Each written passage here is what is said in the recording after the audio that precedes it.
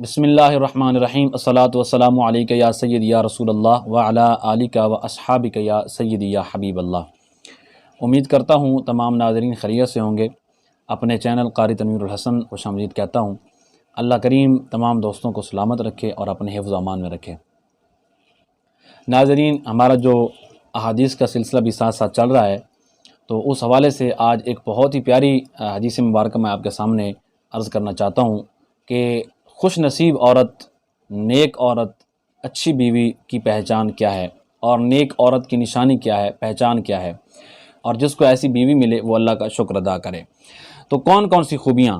فرمایا کہ وہ عورت جو نماز پنجگانہ ادا کرے، نمبر 1، اور نمبر 2 فرمایا ماہ رمضان کے روزے رکھے، نمبر 3 فرمایا کہ وہ عورت جو اپنی شرمگاہ کی حفاظت کرے، یعنی پاک دامن ہو، حیا والی ہو، اور تیسرا فرمایا کہ اپنی شوہر کی اطاعت کرے، تو اسے قیامت والے دن کہا جائے گا کہ جنت کے 8 دروازوں میں سے جس سے چاہے داخل ہو جائے۔ یہ حدیث شریف صحیح ابن حبان میں موجود ہے۔ تو ناظرین دیکھیں وہ عورت کتنی خوش نصیب ہے جس میں یہ چیزیں پائی جائیں، یعنی نماز کی پابندی کرے۔ آج کل گھروں میں ہمارے ہاں، یہ ہمارے معاشرے میں ایک بہت بڑا المیہ ہے کہ عورتیں نماز نہیں پڑھتی، تو پھر یہ شکایتیں آتی ہیں کہ جناب گھر میں سلوک نہیں ہے، گھر میں برکت نہیں ہے، نا اتفاقی ہے، نا چاکی ہے، اور گھر میں برکت نہیں ہے، سکون نہیں ہے۔ تو بھائی سکون کیسے ہوگا جب نماز گھر میں نہیں ہوگی، جب تلاوت قرآن گھر میں نہیں ہوگی، ذکر خدا، ذکر مصطفیٰ کریم صلی اللہ تعالیٰ علیہ وآلہ وسلم کا اہتمام نہیں ہوگا، تو پھر کیسے آئے گی برکت، کیسے آئے گی؟ تو نمبر 1 نماز پنجگانہ ادا کرنے والی عورت خوش نصیب عورت ہے اور جنتی عورت ہے۔ نمبر 2 فرمایا رمضان المبارک شریف کے روزے رکھنے والی، نمبر 3 فرمایا اپنی شرمگاہ کی حفاظت کرنے والی، اور نمبر 4 فرمایا شوہر کی اطاعت کرنے والی۔ تو اللہ تعالیٰ تمام عورتوں کو اپنے شوہر کی اطاعت کی توفیق عطا فرمائے، اور جو عورت شوہر کی اطاعت کرتی ہے تو وہ یقیناً دنیا میں بھی عزت پا جاتی ہے، اور انشاءاللہ بروز محشر بھی اللہ تعالیٰ اسے عزت سے نوازے گا۔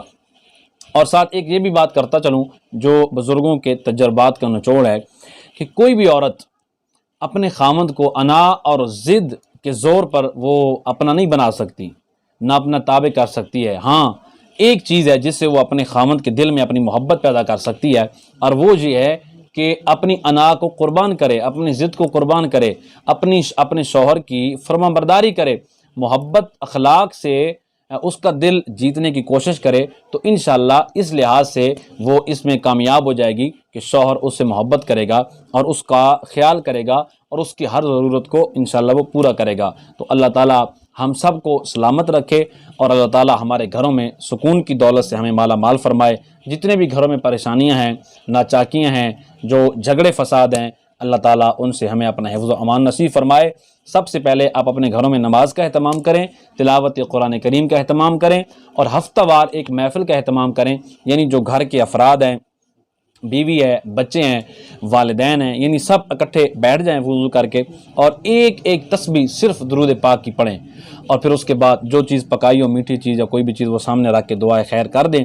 تو انشاءاللہ اللہ تعالیٰ کے فضل سے یعنی ہفتے کے بعد ایک محفل آپ رکھیں، تو انشاءاللہ چند ہفتوں بعد آپ دیکھیں گے کہ آپ کے گھر کی جو قسمت ہے وہ بدل جائے گی، اللہ تعالیٰ کی رحمتوں کا نزول شروع ہو جائے گا، برکتوں کا نزول شروع ہو جائے گا، اور آپ بہاریں دیکھیں گے، اور انشاءاللہ اس فقیر ناچیز کو آپ اپنی دعاؤں میں ضرور یاد رکھیں گے۔